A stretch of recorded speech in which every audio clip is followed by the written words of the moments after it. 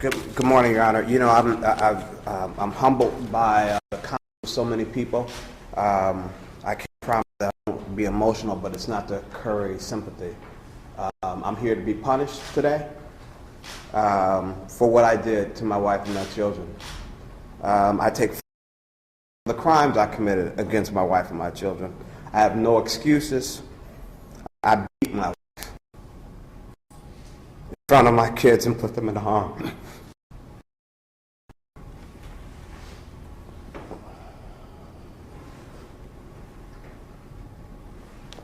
And I am solely responsible. And nothing justifies the harm I've done to my wife and my family. There hasn't been a day that I have not regretted my actions. I was raised to be stoic, especially by my mom and the actions of my dad during challenging circumstances. But in private, there have been many nights on my knees, and I've mourned the harm I've done to my family. I mean, I'm heartbroken and devastated for the pain I caused my wife and the girls, but it doesn't compare to the pain and devastation that I've done to them. And I can't undo that harm or undo what my girls witnessed, and it tears me apart. I struggle to understand my actions. I didn't know I was capable of doing this. I mean, I even bit my wife. I mean, that morning I prayed for my wife and children. I wasn't even going to pick them up for the funeral. And I just went and picked them up because we were sharing a car. But all of my life I fought against this type of brutality that I did to Aisha.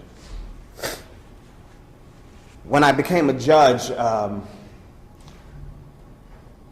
mean, I wanted to be a judge at some point in my life, but I thought it would be 20 years later because I thought I was too young and didn't have enough experience. But what happened was a crisis in my home, and so I sought to come home to continue to serve the public, but to take care of my parents, my father who had dementia, my mom who had a near fatal heart attack, and also suffered dementia. And I came home to help my wife because our daughter had just been born with special needs. And I didn't realize that I was this broken. I mean, I had no idea. I blame my wife, but I was broken.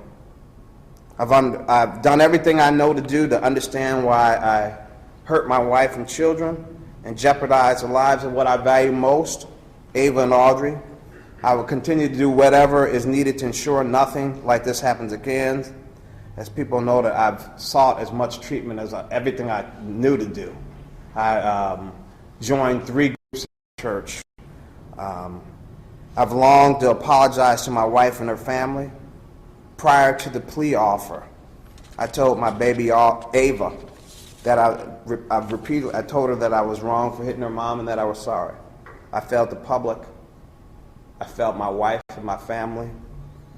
I failed my girls, who I've tried to be a good example to and to protect every way I could. I'm probably overprotective. And because of my action, I realized that I've left my wife to raise our daughters alone, to provide for them alone, and it's against everything I've learned and everything I know, and I sincerely regret it. My prayer is that in the future I live a life that will make it possible for Aisha, Audrey, Ava, and all that I've hurt to forgive me. And I'm ready to be punished.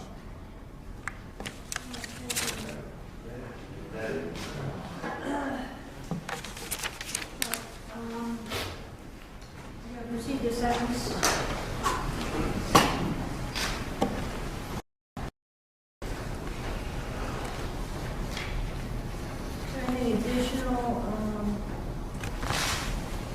Any additional, Mr. Mason, you'd like to say? No, Your Honor.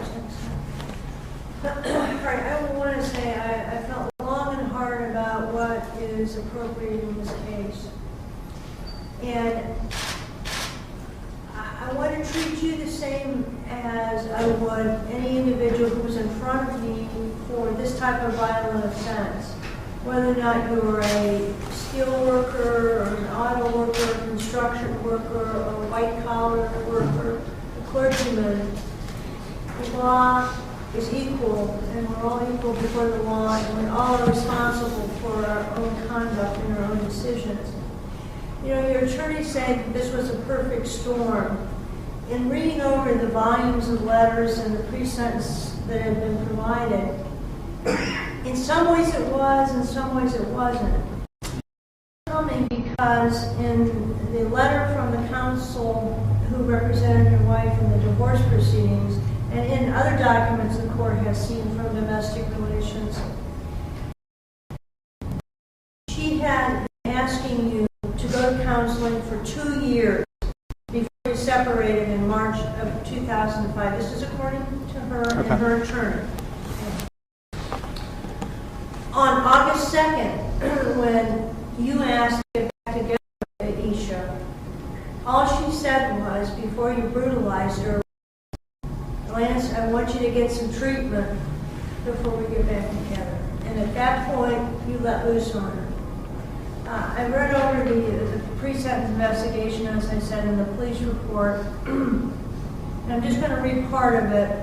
And your attorneys have read this, and nobody disputes what happened here. Shaker Heights officers responded to Hillcrest Hospital to speak with the victim, Aisha Mason. The victim stated they were driving back from a funeral. The defendant began to argue about their marriage. Their 2 daughters were in the back seat of the vehicle. The defendant was driving, and he was in the front and she was in the front passenger seat. The defendant began punching her with his right fist in the head while driving. She stated it was a closed fist, and he punched her approximately 20 times. After punching her, the defendant grabbed her hair on the back of her head, smashed it against the center console approximately 5 times.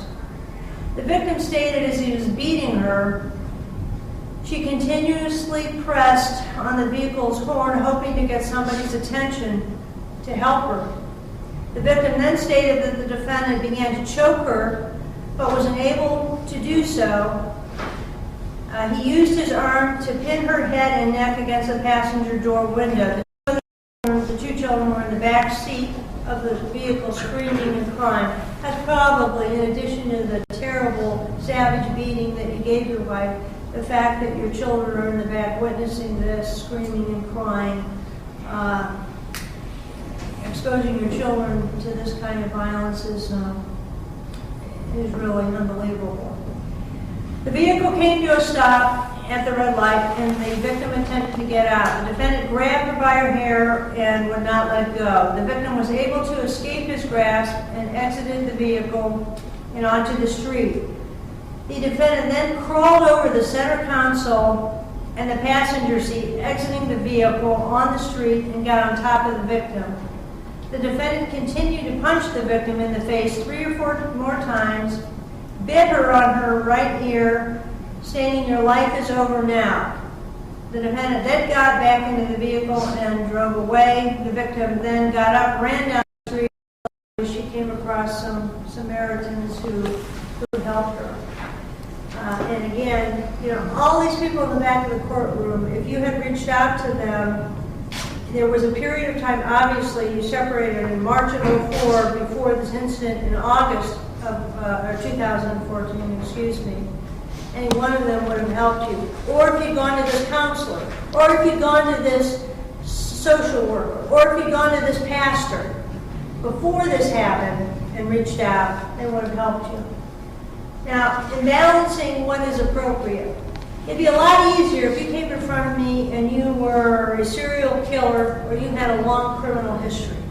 It'd be easier to sentence you to prison. But I look at all of the great things you've done in your career, where you come from. You came from a great family, got a great education, you made something of yourself, you worked in the city government, county government, mentor. Your colleagues respect you.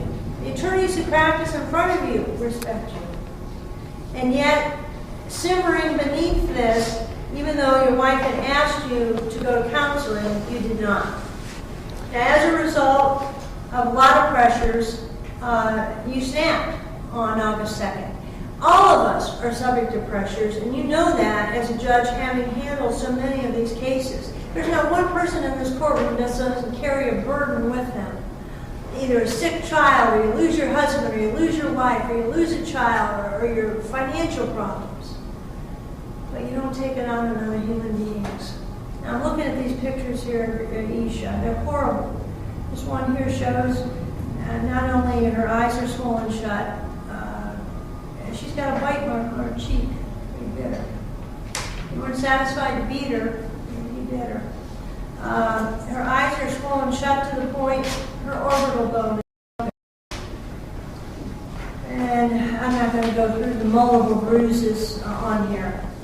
And in fashioning a sentence, the court also has to consider not only the physical harm that you caused her, but also the psychological harm as well. In the pre-sentence investigation, the court ordered a victim impact statement. And this is what Mrs. Mason said. I'm going to reference a portion of it.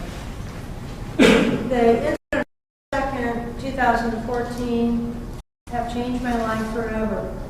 My children have post-traumatic stress disorder resulting in physically abusing Ms. Mason. I also suffer from the physical scars of having my orbital bone broken. In fact, I currently do not have any feeling in the left side of my face due to nerve damage. I also suffered mental and emotional for many years during my marriage, and my daughters will forever be impacted by the loss of their father in their lives during this period. So your choices and your actions brought you here today, and there's no one else responsible for your conduct. She is not at fault in any way. The court has considered the purposes and principles of sentencing. Do not sentence you to prison when demeaning the seriousness of the offense and not adequately protect society from future criminal conduct by yourself and others. I've considered the need to incapacitate you, to deter others. If you don't receive punishment and you're a judge for the same crime that somebody else standing in front of me would be punished for, there is no rule of law in our court. I've considered the minimum sentence, however, the court feels based on the brutality of the attack and the other seriousness factors in section 2929.12 to give you the minimum sentence would demean the seriousness of the offense and not adequately protect society from future criminal conduct by yourself and others. I've considered the serious physical and mental and economic harm to the victim, that the offender's reputation or occupation is likely to influence others' conduct. Certainly the relationship in this case facilitated the offense. And as I said, perhaps most important, this domestic assault case was done in the presence of your children. In reference to this case, after considering what has been said here today, the pre-sentence investigation, the victim impact statement, the defendant's statement here today, the sentencing brief, and all the letters. In reference to the charge of attempted felonious assault, the court is going to impose a prison sentence of 24 months. I'm going to impose 3 years of mandatory post-release control. As you know, but I will tell you again, upon your release from prison, the Adult Parole Authority will monitor you on post-release control for 3 years. During that time period, if you violate any of their conditions, the Parole Authority can impose additional sanctions, including additional incarceration in prison that would be equal to 1/2 of this court's given prison term. And they can do so in increments for repeated violations. It's also possible to reduce your sentence by participating in certain educational or vocational classes while incarcerated. That credit can also, extra credit can be taken away from this behavior while incarcerated in prison. The court, and I discussed this with the attorneys in this case, the court is going to order, and no one is objecting, that while incarcerated in prison, the best thing you can do is to do something positive, turn a negative into a positive, and avail yourself yourself of whatever counseling is available in prison. You know, your daughters can accept a father that made a mistake, but what they can't accept is someone who doesn't learn from those mistakes. The court is going to order while incarcerated that you receive counseling in the institution. The court is going to outline, I believe, I want you to complete one of the following classes in this order is preferable. The Batters Intervention Program that is offered in the Ohio State Department of Rehabilitation, Cage Your Rage, which is also available, Anger Management, and Thinking for a Change. Any one of those, but in particular, the Batters Intervention Program, I believe you would benefit from. Obviously, you have underlying issues that you have not dealt with in the past. On the charge of domestic violence, I'm going to sentence you to 6 months in the Cuyahoga County Jail. I'm going to order that that sentence run concurrently and not consecutively. The court's going to give you credit for 6 days previously spent in jail towards this sentence. The last thing I want to say to you, Judge Mason, is one of the things that you always said to people is, I see value in you as a person when you send them to prison. And I see value in you, Lance Mason, as a person. But you need to get a hold of, and you need to take advantage of counseling. There is a need in this case for treatment. I can't turn my back on that just because you're a judge. You have to be like anybody else. Now, at an appropriate time down the line, your attorneys will be judicial release after you serve the statutory period. I will look at any programming that you've done while incarcerated, and I'll take a look at, obviously, any disciplinary infractions when deciding on whether or not further relief down the line is appropriate. The issue at this time that either party wants to come back before the court? No, Your Honor. No, Your Honor. Your Honor, would you consider waiving court costs and fines? No one's getting paid here, just so the court knows. Yes, the court, I will grant that motion of the defense. The court at this time, I will impose no financial sanctions, and the court will waive court costs Thank you. at this juncture. Thank you, Judge. You would not be with it. Thank you. Thank you. All right. Yep. Yeah. There's nothing on your person right now. No, just I have money. Love you, Lance. Love you too. Hey, listen, take care, man, and love Aisha. I'm good. I'm strong.